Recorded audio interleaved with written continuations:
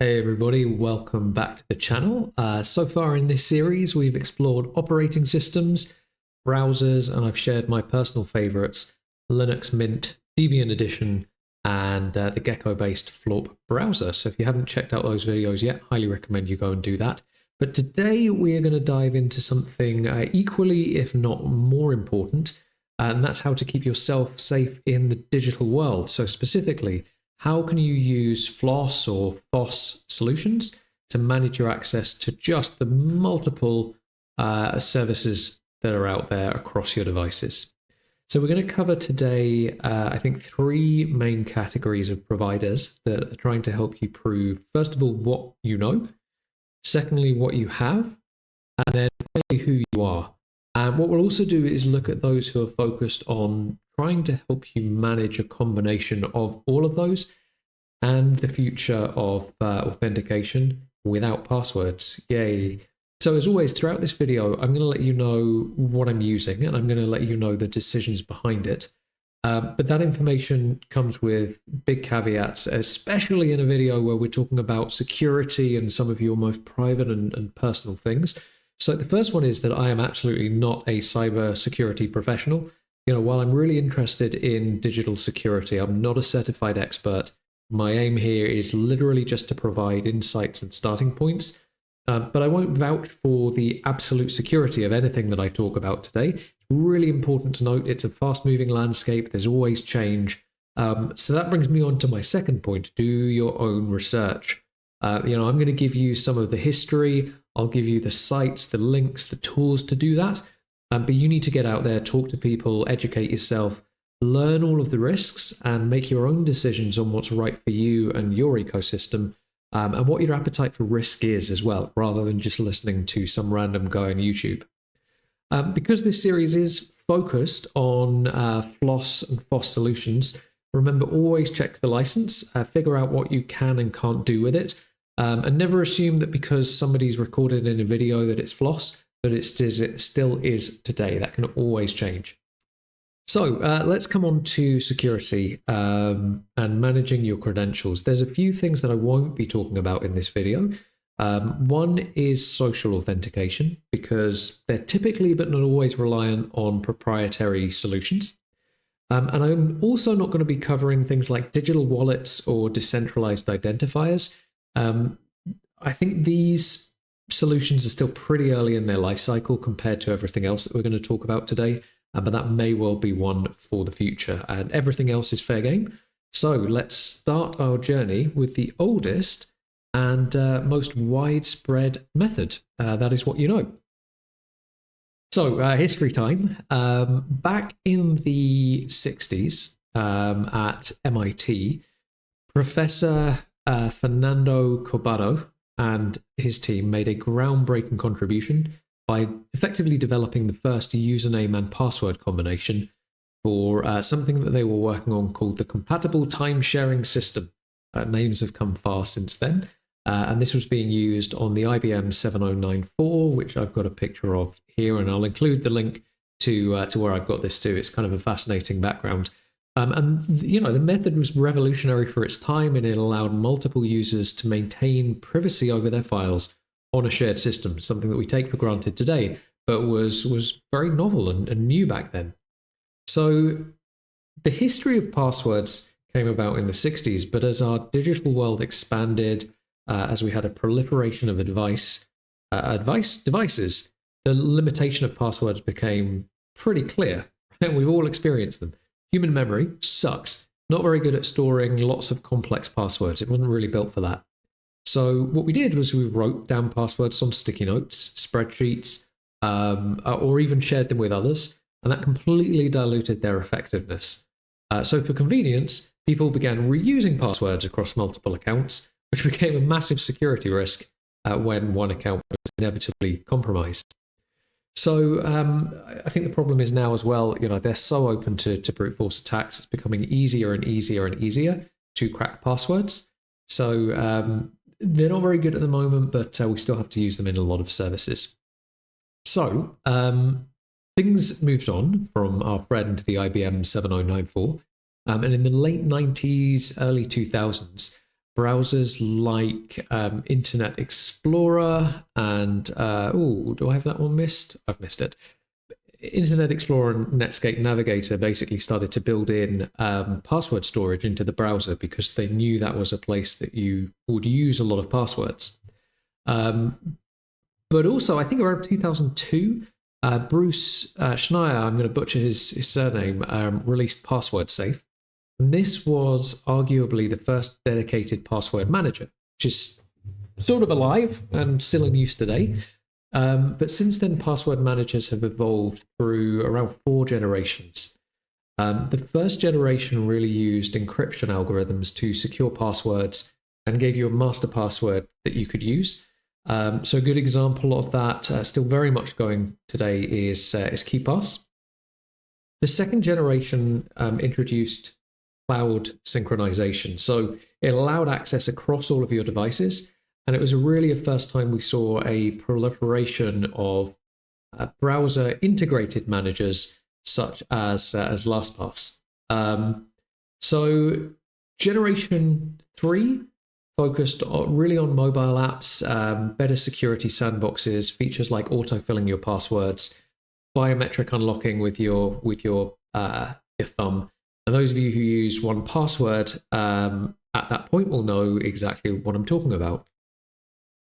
Finally, the 4th generation leveraged something called trusted execution environments in modern devices. And so all sorts of things that means, but it really enhanced security by ensuring password vaults can only be decrypted on the originating device. And a lot of them are now deeply integrated with hardware security keys, which we'll discuss in a moment. But of all of them, perhaps the best known is Bitwarden as the most famous of the new generation. So, as I said, in a few years, passwords will be a thing of the past, but while we do still have to manage them, there are a number of really great FLOSS or FOSS password managers available that comply with modern standards and are easy enough to get using. So, KeePass XC, which was a fork of the original KeePass, which is also an excellent choice. And I will share all of these links. And KeePass DX, which you can use on your phone, are great choices and they offer a good cross-platform experience.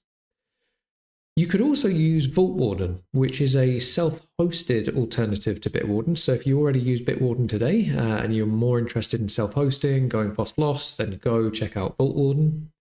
And for those of you who live in the shell, Pass is a really good solution which leverages GPG for encryption. I don't personally use this, but I've heard good things from those people who are maybe more in the development world. Now, there are many others out there. I haven't tested all of them, but after evaluating a number of different options, I personally use KeePass XC for my desktop and laptop. And I couple that with the KeePass XC browser extension for convenience, so I can use it in my browser. And I use KeePass DX on my mobile devices. And what I do is I use something called SyncThing to keep all of those credentials synced across my devices in a pretty secure way. Now, the reason that I chose this setup, it's pretty much fully FLOSS. So, and they also have really active communities, great licenses, long histories. They're well respected. I like that my passwords are stored locally, so that reduces my reliance on third-party cloud services. But they also use pretty robust encryption algorithms to protect that data while it's on my machine. For KeePass specifically, KeePass XC, I really like all the additional options they have. It helps me set unique and random passwords, keep secret keys and recovery information. It can integrate with my chosen hardware key, which I'll talk about in a moment. They auto-expire passwords. So, as far as a password management solution that's FLOSS goes, it's pretty good. I do wish that the stack worked a little bit more seamlessly, and that might push me to play around with, with a more unified solution like Vaultwarden. But honestly, if you choose any of the solutions that I mentioned, you're on a good track. But there is still a big problem, right, with passwords and usernames, you are a failure point. I am a failure point. More than that, even if we're really, really great, all of these passwords that live in third-party solutions are a massive failure point, as we've seen over the past years. So this is really where what you had started to come in. So let's have a look. What did I want to talk about with what you have? Oh, sorry, yes. Before I go on to what you have, for those of you who are just getting started with KeePass, I'm going to include a link in the description to Troubleshoot, a really great YouTube channel that I follow, that I'm actually not subscribed to. Don't know what happened there. Let's resubscribe to that. KeyShoot has a fantastic video. It's 2 or 3 years old now, but it walks you through setting up KeePass XC, setting up KeePass DX on your mobile, and syncing with sync things. So go and check that out if you want to set that up. But yeah, so beyond passwords, one-time passwords, you know, the 6 digits I'm going to send you that you have to key in, then started to come out. And they can be traced back to around the 1980s, where Leslie Lamport, who was a computer science scientist, sort of introduced the concept and some of the foundations for a system where each password could only be used once, hence one-time passwords, OTPs. And that made it much harder for attackers to gain unauthorized access. But it wasn't until around the 2000s that OTPs gained widespread adoption. And companies like RSA Security popularized the use of hardware tokens with them that generated time-based OTPs, so TOTPs. And so these tokens basically synchronized with a server and produced a unique code every 30 to 60 seconds. So that ensured that even if a code was somehow intercepted, it would be completely useless after 30 to 60 seconds, which is pretty cool.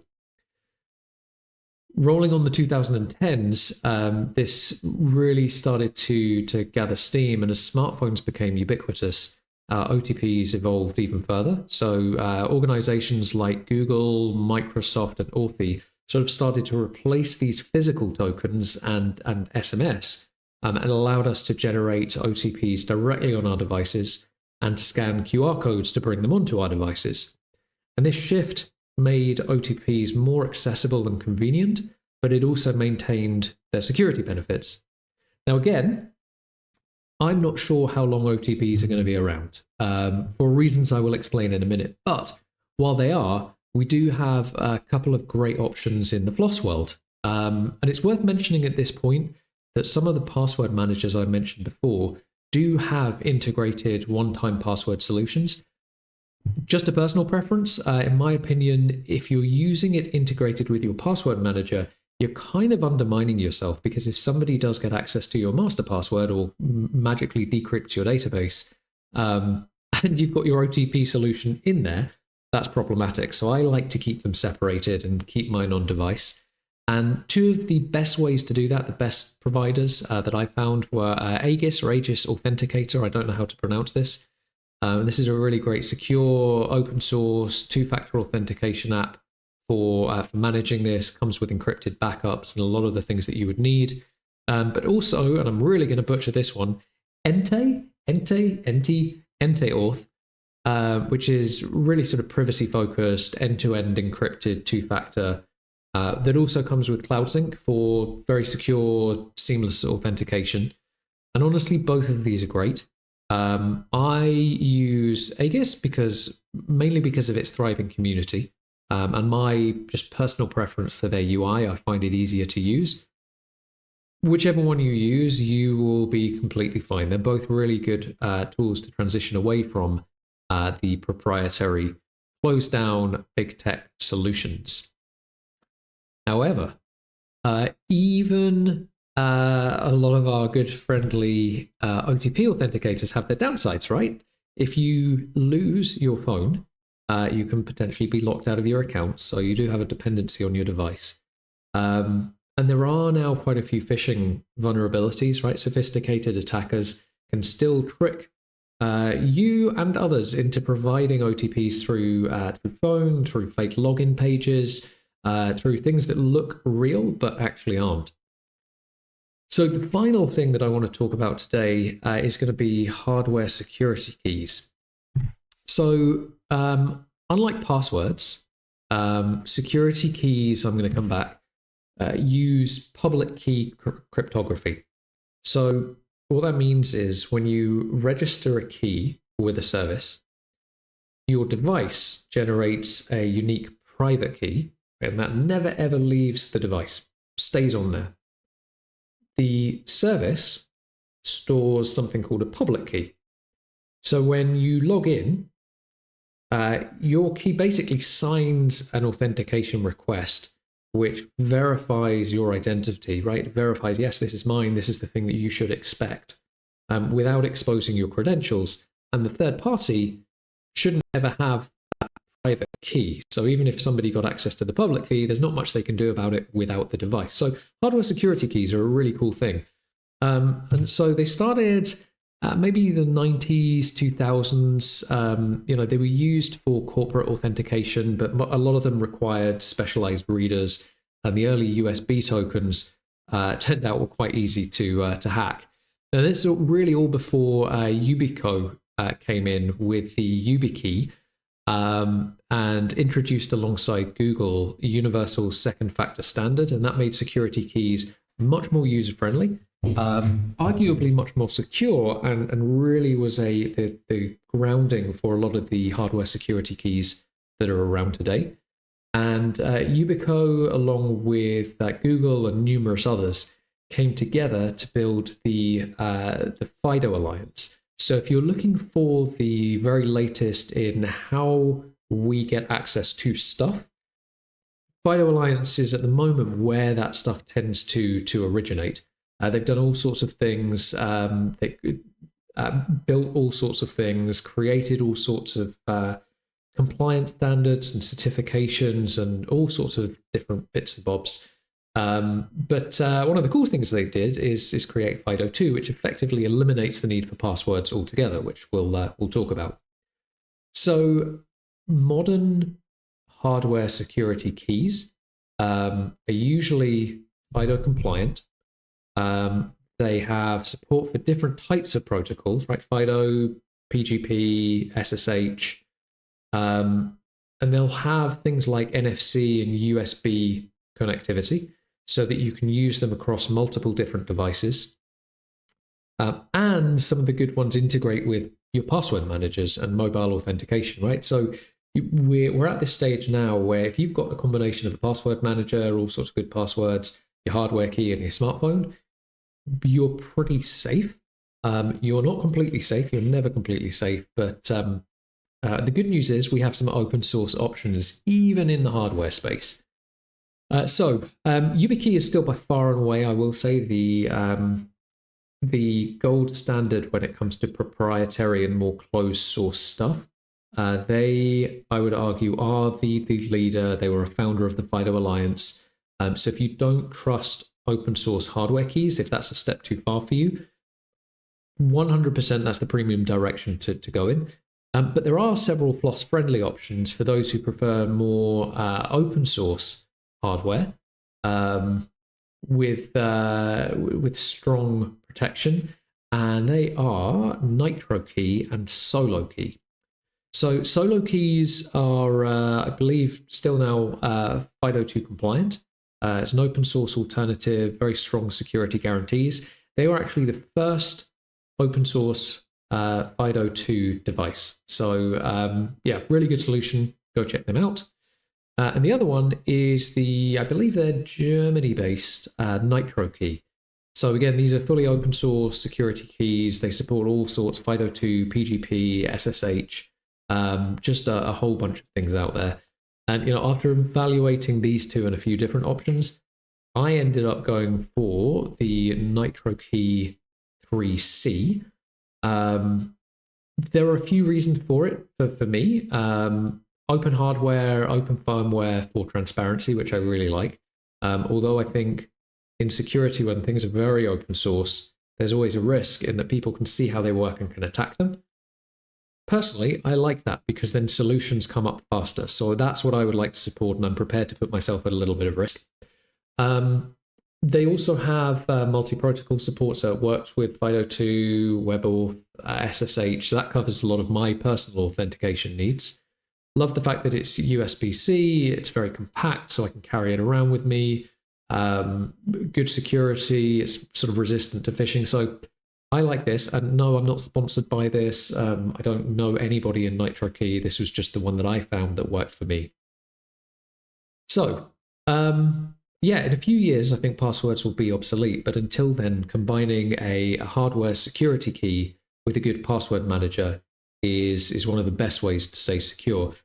The big challenge, right, is that all of this doesn't solve for the user experience. Carrying devices, entering code, managing passwords, what a pain in the butt, especially for less tech-savvy users. So modern authentication really is moving towards passkeys and biometrics. So this is really combining something that you have, which is your device, with something that you are, right? My thumbprint, my face, my voice, with sometimes something you know, which might be a PIN or a password just as a backup if the biometrics fail. And passkeys are supported by pretty much every platform and browser. It uses the FIDO2 standard, very user friendly. So if you're using a service that gives you that option, I would 100% say go for passkeys every single time. If you don't, please turn on multi-factor or two-factor options on every service you use. And where you do have to use passwords, use unique passwords for every service, regularly expire and replace them. Use your password manager's tools to be able to do that, and keep your OTP solutions and hardware sort of separate. But yeah, between KeePass, XC, DX, SyncThing, Aegis Authenticator, and NitroKey, that really, for me, set up a balance between security, convenience, and free and open source principles. And sometimes I do wish that I had one magic provider that could do it all, actually reducing my dependence on one provider and adhering as closely as I can to FLOSS makes me feel much better. So the more experienced among you are going to say, hang on a minute, Dan, what about backups? And I promise to come back to that on my next video. And that's going to focus more holistically on FOSS backup solutions for all of your devices and your security and everything else. So watch out for that one. And remember, in closing, security is not about finding the perfect solution. Anything you have will eventually be broken. Smart people will figure out how to break it. Smart people will figure out what the next thing is. But it is about finding the right balance for your needs. So start with the basics, build up gradually. And if you found this video helpful, give it a thumbs up, subscribe. Let me know in the comments what authentication methods you use. Thank you for watching, and I'll see you in the next one.